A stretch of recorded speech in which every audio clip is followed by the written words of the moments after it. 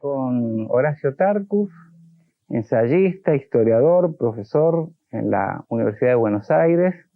Bueno, es director del Rodaballo, ha escrito diversos ensayos, uno de los cuales vamos a ir enfocando.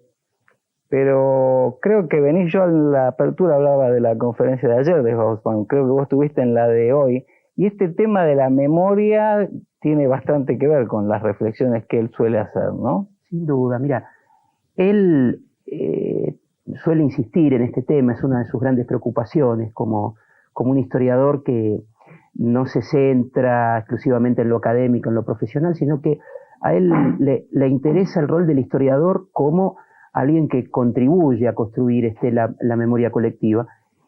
Y es más, él tiene una frase muy provocativa que suele repetir en las conferencias y en los libros, y dice, el historiador es una especie de persona que viene a molestar, que viene a incordiar a sus conciudadanos, recordándoles lo que no quieren recordar. Pues es que a mí eso me trae la relación inmediata de una frase que suele usarse justamente para demostrar lo contrario. Es decir, los argentinos no tenemos memoria.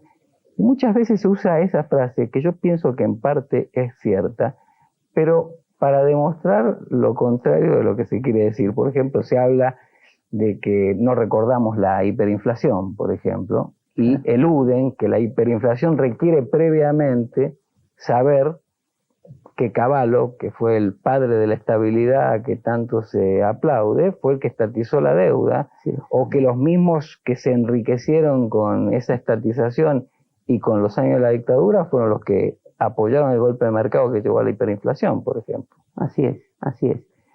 Lo que pasa es que si Hobsbawm, imagínate, plantea desde Inglaterra y en términos globales que hay una pérdida de la memoria colectiva, ¿no?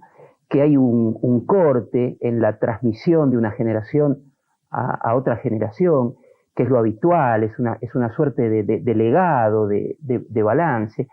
Él dice hay un corte, hay un vacío. Él dice los jóvenes en este momento viven en una suerte de presente perpetuo, ¿no? Bueno, ¿cuánto más grave todavía puede ser esta situación en un país como el nuestro, a donde no hay el peso de las tradiciones que hay en un país como Inglaterra, un país sometido a cortes en su vida institucional, en su vida política, social, en la vida cotidiana? Y estos cortes evidentemente obstaculizaron la existencia de balances colectivos, de experiencias pasadas, ¿no? Da la impresión de que hay una suerte de acumulación de capas, de experiencias que no se procesan, que no hay. Ahí yo te hago una pregunta para ir aclarando con los que nos están escuchando. Es decir, vos concebís el concepto de memoria como una construcción colectiva, no como una suma de memorias individuales. Así es, así es. Ni como una suma de memorias individuales, ni como un trabajo profesional de los historiadores. En ese sentido, Hobsbawm y otros historiadores ingleses tienen muy claro que la labor del historiador no es de cara al interior de la academia, sino que es una labor de cara a la sociedad. Ellos toman elementos de la sociedad, entrevistan, pero le devuelven a la sociedad para contribuir a este proceso de elaboración colectiva. Ahora esto implica mucho más que historiadores, implica debates colectivos, implica posibilidad de reflexión, implica foros públicos, implica un compromiso de los medios y de diversas instituciones, compromiso de las instituciones educativas en función de recuperar y construir una memoria. Aquí lo que podemos decir es que en nuestro país hay un corte muy grande, hay una serie de cortes. El último gran corte, yo diría, es el de la dictadura militar, de los años de la dictadura militar. Yo creo que es un hecho sumamente traumático en la historia de nuestra sociedad, el más traumático sin duda de todos los golpes militares. Y yo creo que en los años 80 la sociedad argentina se lanzó con grandes expectativas al proceso de transición democrática, pero el balance fue sumario, el balance fue muy breve, fue una condena muy general, una condena ética, ¿no? Una condena social, más allá de los límites de la justicia, en el enjuiciamiento de los responsables del genocidio, por ejemplo, pero digamos, más allá de estos límites, existió una condena social muy general, pero yo creo que es necesario pensar mucho más lo que significó este corte, pensar que, digamos, más allá de, digamos, ciertas figuras identificadas con la represión, hubo múltiples compromisos con el poder militar en distintos sectores de la sociedad. Yo digo, esto fue tapado. Sí, a mí me parece muy, muy importante, ¿no? Tú te hacer una pregunta sobre cómo ves la explosión de la búsqueda de la historia, pero este es el tema de los cortes, porque hay un corte en el no reconocimiento de lo que pasó o en la no profundización. Por ejemplo, la relación entre el poder económico, que sigue siendo el de hoy, dominante, y la dictadura militar, tanto en su surgimiento como en su desarrollo. Otra es la responsabilidad de los medios masivos, ¿sí? Claro. En lo que fue, no el ocultamiento simplemente de sus propias víctimas, que fueron los periodistas y demás, sino de la situación que se estaban dando y algunas ventajas que en el plano económico obtuvieron. Así es.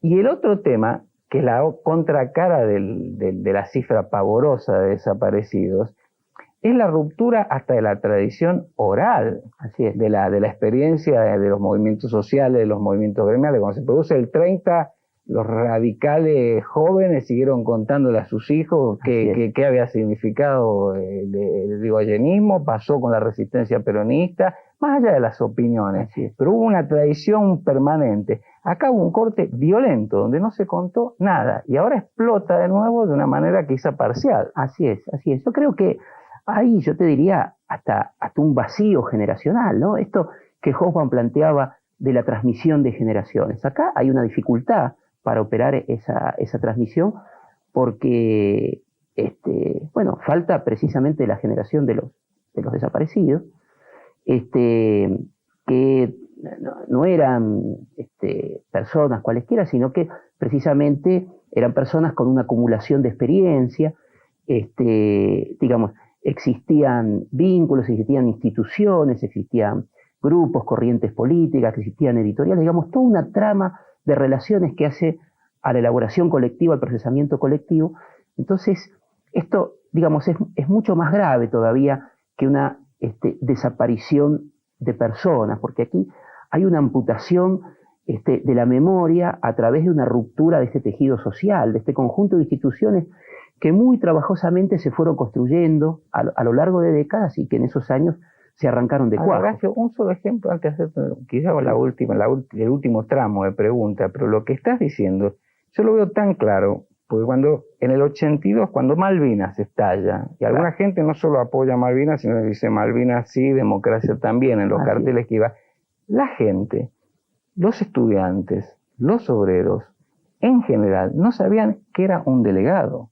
Se había perdido el concepto de delegado, el concepto de comisión interna. Entonces hubo que ir reconstruyéndolo en el proceso democrático. Y eso es muy grave en la transmisión y en la construcción de una continuidad. Y sin continuidad no hay concepto de nación tampoco, ¿no? Es decir, me parece.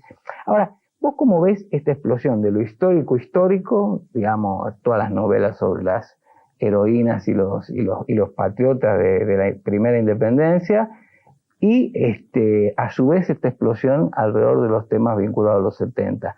Hay una búsqueda, hay una utilización en un caso de un buen momento editorial, hay un inicio de una reflexión.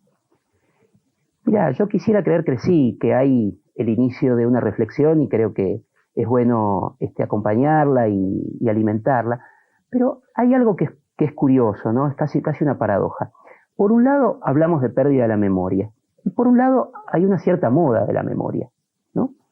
Es decir, hay un culto al pasado, de lo que se llama la moda retro, hay un cierto auge de la novela histórica, digamos, la misma palabra, memoria, se ha puesto de moda. Entonces, ¿qué es lo que sucede, ¿no? con este vacío en la memoria y por otro lado este culto, yo diría casi nostálgico de la memoria?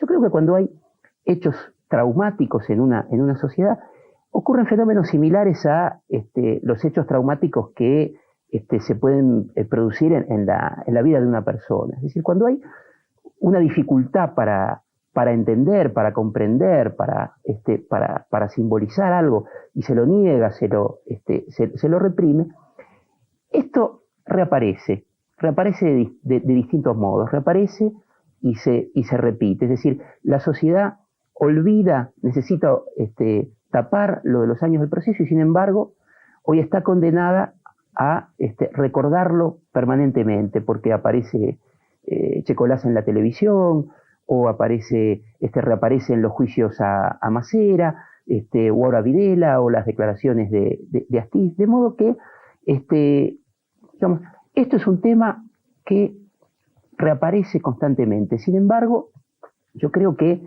es necesario el balance colectivo, profundo, digamos, de toda esta experiencia, no para condenarnos a recordar el horror permanentemente, como muchas veces se suele decir criticando estas posturas, sino, digamos, una vez que se hizo este balance, para poder olvidar y para que esto no reaparezca como una pesadilla permanentemente. Ahora, Horacio, nos vamos, pero te comprometo porque vamos a hablar de algunas experiencias concretas que estás desarrollando, pero dentro de unos programitas. Te agradecemos mucho. Iniciamos la conversación sobre la memoria. Recuerda que el año pasado hicimos un intento también con algunos historiadores.